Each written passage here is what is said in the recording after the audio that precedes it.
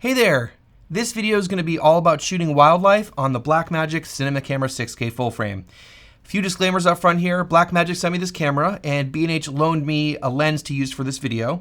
So if you're looking to pick up some camera gear, I recommend checking out B&H. There are links in the description for all the gear that I'll talk about in this video and what I use on a regular basis. So big thanks to Blackmagic and B&H Photo. Okay. In my opinion, the most important thing when testing out any gear is to take a look at the image that it creates. So let's take a look at a bunch of footage that I shot with the Blackmagic Cinema Camera 6K full frame. So on a recent trip to Florida, I went to the alligator farm in St. Augustine. It's a really cool place. I spent 2 days there, and on the first day I shot with the Blackmagic 6K full frame. It's a really unique place because a lot of birds come to hang out there and nest there because they're protected from predators as the alligators keep them away. It was an awesome day of shooting. The weather was changing quite a bit throughout the course of the day. We shot in the morning and in the evening. This is a great egret with its babies. This is one of my favorite local birds, which in North Carolina I see all the time, but I don't get to see the babies, especially this close. You can see this one here being backlit with its crazy hairdo. And this great egret is feeding its offspring here. You can see it scarfing down some fish. I love the 3:2 aspect ratio. When you record an open gate, it really allows you to record the full height of these birds. When you're filming tall birds, it can be tricky because if you want to get in close, you're either going to have to crop off their feet or, zoom out or something like that, but it allows you to capture a larger height and it creates a more immersive shot, in my opinion. This is actually an ibis. That's right, an ibis. That's a kind of bird, and I don't see these around where I live, so it's really cool to film them.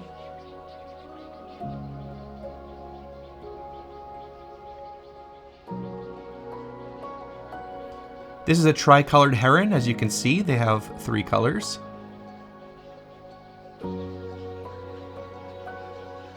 This camera just produces such a nice and lovely image. Now, like I said, there was a lot of birds nesting there and a lot of hatchlings, and so this is a tricolor on its nest.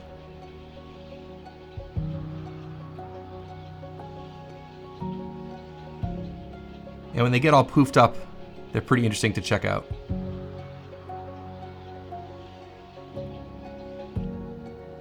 These are the baby tricolored herons. They're so much fun to watch. They have really, really long legs and they're kind of goofy and they're kind of always like bouncing around and, checking things out when they are not sleeping. Just so cool to be able to get that close and film them.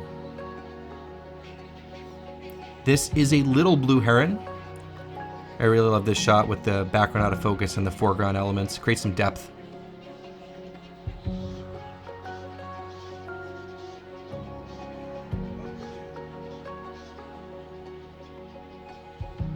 And this is a wood stork, and as you can see, it's got some branches in its mouth, probably for building a nest. It's also quite windy at certain times. You can see the wood stork holding on here. And here are some juvenile wood storks. You can see they're not fully grown, but they're not also tiny babies, still have some of that fuzziness.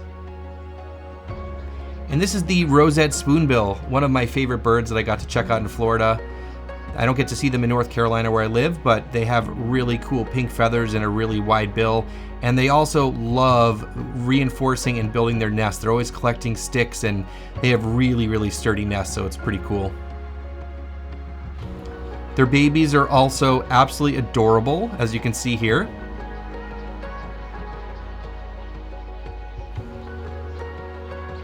And here's a feeding.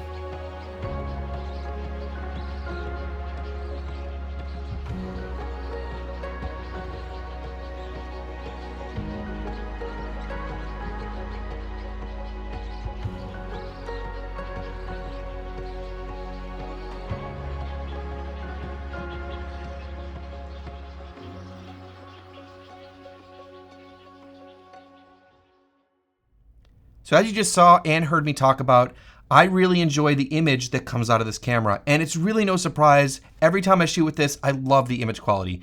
It has a lot of detail, it is 6K, but it still looks fairly filmic. And the colors and image are just really pleasant and it's really easy to grade. So overall, Image looks great, no real surprise there. Now, as you saw, I shot all of this in OpenGate. And OpenGate is the full sensor readout, so it's a 3:2 aspect ratio. And a lot of people film in OpenGate for anamorphic support or for reframing in post, which they're both, it's great for both of those things. But I actually really like shooting OpenGate just on its own as an aspect ratio. I think it creates a really immersive and larger looking frame, and it's just a lot of fun to shoot with because it's different. Now, specifically for wildlife, it's really handy when you're filming these taller birds because they're tall. So if you were to film them, you'd either have to back up or zoom out, or crop off part of their body. So it's really nice to have that extra vertical resolution.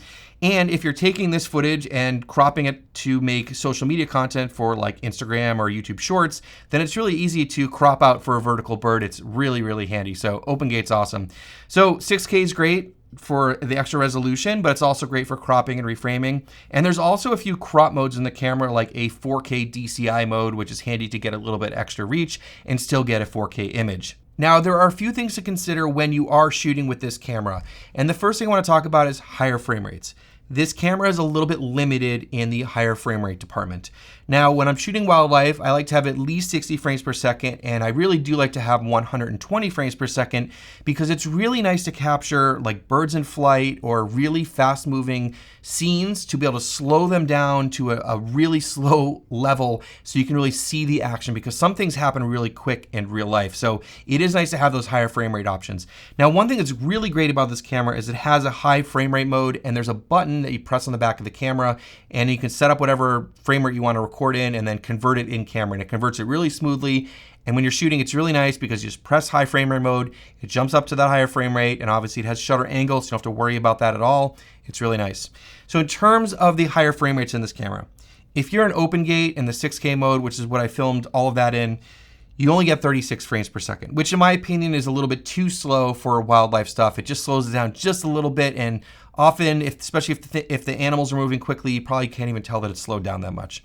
If you change some of the resolutions and sensor size, you can get different frame rates. So if you shoot in the DCI 6K mode, so 17:9, you can film in 48 frames per second. If you use the 2.4:1, you get 60 frames per second.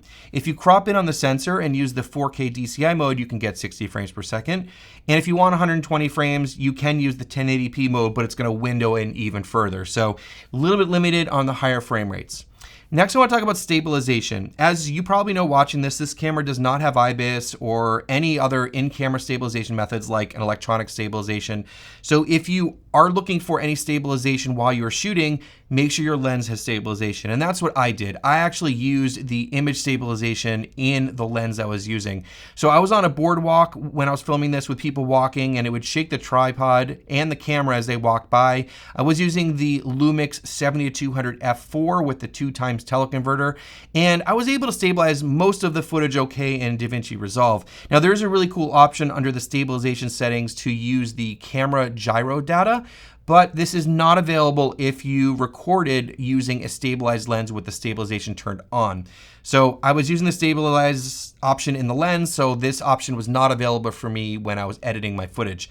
So I would not recommend filming this camera handheld with long lenses, but I was able, for the most part, to stabilize the footage based on using a tripod and using the stabilization of the lens and using the stabilization inside of Resolve. Next, we'll talk about autofocus.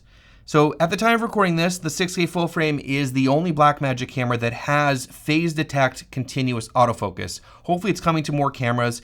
And I did get to test this out while I was out shooting. I kind of did it informally and it wasn't reliable to me, so I didn't use it.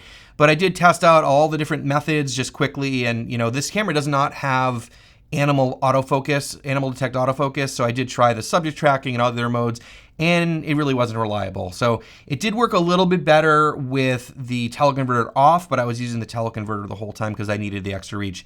If you're curious about the general autofocus performance of this camera, I made a very detailed testing video, which I will leave linked down below. Now, generally with this camera, I just use manual focus and I find it to be pretty easy with static subjects.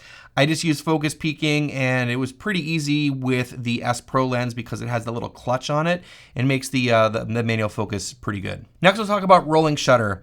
This camera, as most of you probably know, has a slower readout speed. So for example, in 6K open gate, it reads out the sensor in 24.9 milliseconds, which is the worst case scenario for this camera.